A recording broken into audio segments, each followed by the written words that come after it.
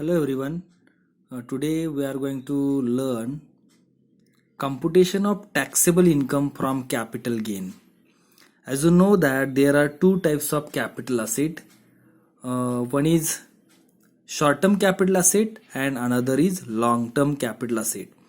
And as per the Income Tax Act 1961, whatever capital assets are there, or if any income which is derived from the transfer or sale of capital asset, either long term or short term, is chargeable to tax at a flat rate of 15% and 20% respectively. Okay, so first of all, it is necessary to all of us to understand the provisions for income tax purpose from the capital gains point of view. Okay, so this is one practical example, and now we have to understand the how taxable income is calculated as a taxable capital gain for the purpose of income tax calculation.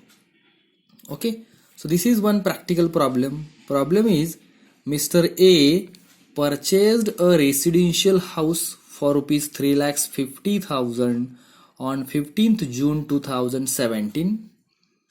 Expenses incurred for purchase of rupees 10,000. He sold the house on 1st May 2019 for rupees 4,13,000. Okay. Expenses incurred on sale of rupees 7,000. He made an expenditure of rupees 15,000 on 7th June 2018 for the construction of an additional bathroom. Okay, compute the capital gain. So dear students, from this problem now we have to calculate taxable capital gain. Before that, it is necessary for all of us to identify whether the capital gain is short term or long term. Okay, so here the residential house purchased on 15th June 2017 and it has been sold on 1st May 2019. Okay, so we have to calculate the period from 15th June 2017 to 1st May 2019.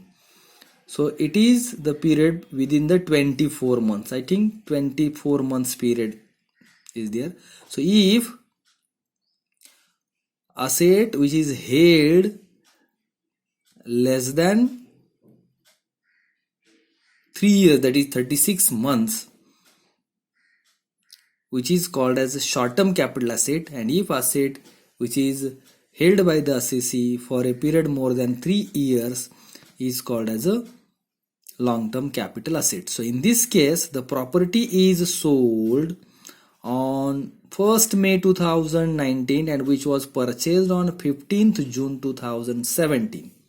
Okay, so the property has been sold within 2 years, that is 24 months. So the gain, whatever gain which will be derived from the sale of this house property is to be treated as a short-term capital gain. Okay, so now we identified that this property is a short-term capital asset, and now we have to calculate taxable capital gain. So normally, as per the income tax provision, we have to consider a few steps. Means first of all, we have to consider cost of acquisition, full consideration or sale value of the property, and we have to deduct from the full consideration cost of acquisition, cost of improvement, and whatever expenditure made on transfer of such asset. So this is very simple calculation. First of all, we have to consider full consideration of property.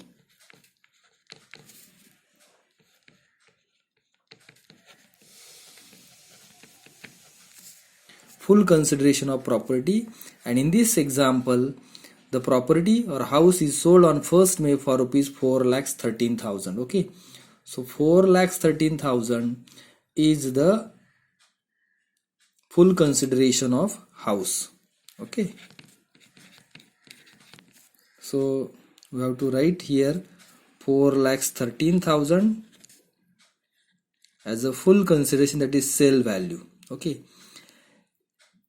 In case of short-term capital asset, there is no indexed cost of acquisition. So we are not going to consider here various indexed available for the year. So we have to directly deduct from full consideration of the house various expenditure. That is, first of all we have to deduct, that is cost of acquisition.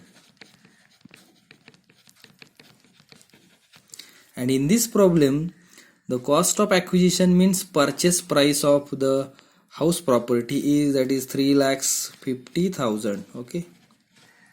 And expenses incurred on such a purchase rupees 10,000. So we have to add 10,000 in this 3,50,000 also. So the gross means net cost of acquisition of house property, that is 3,60,000. Okay. After deducting cost of acquisition, we have to consider whether there is any cost of improvement or additional expenses on sales if it is made by the assessee. So in this example, he incurred expenses on sale rupees 7,000, as well as he made an expenditure of rupees 15,000 on 7th June 2018 for construction of an additional bathroom.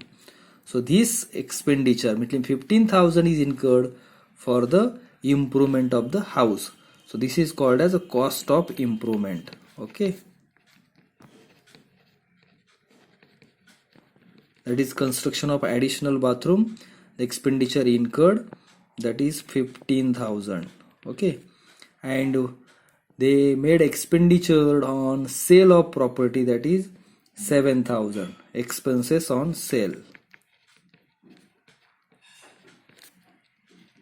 Okay. So the total cost of acquisition is 360 plus 15,000 plus 7,000. Okay. So aggregate of these three, that is 360 plus 15, 375, that is 3,82,000. Okay. 3,82,000.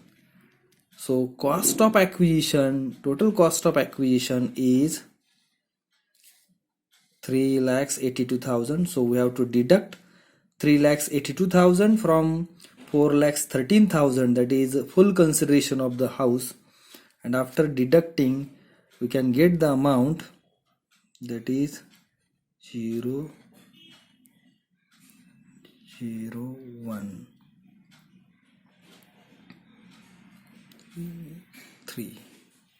Okay. 31,000. And this 31,000 is called as short-term capital gain. Okay. So after considering full consideration of house property, that is 4,13,000, and cost of acquisition, cost of improvement, and expenses on sale, we got an amount of rupees 31,000 as a short-term capital gain. And as per Income Tax Act 1961, short-term capital gain is chargeable to tax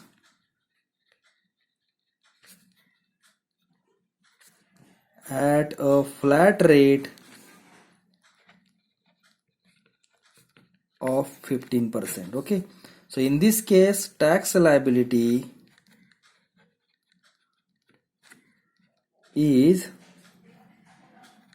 15% on 31,000. Okay. So after calculating 15% on 31,000, the total amount is that is 4,500.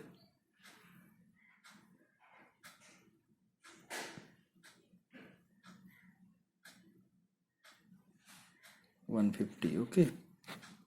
That is 4,650. So 4,650 is the tax liability under short-term capital gain. Okay, so dear students, now we learn that whatever capital asset is having, and if it is sold, then we have to calculate capital gain, which is chargeable to tax also. But before calculating, we need to identify the whether property is short term or long term capital asset. And after identifying capital asset as a short term or long term, then we have to use a separate format for calculation of short term or long term capital asset. Okay, thank you.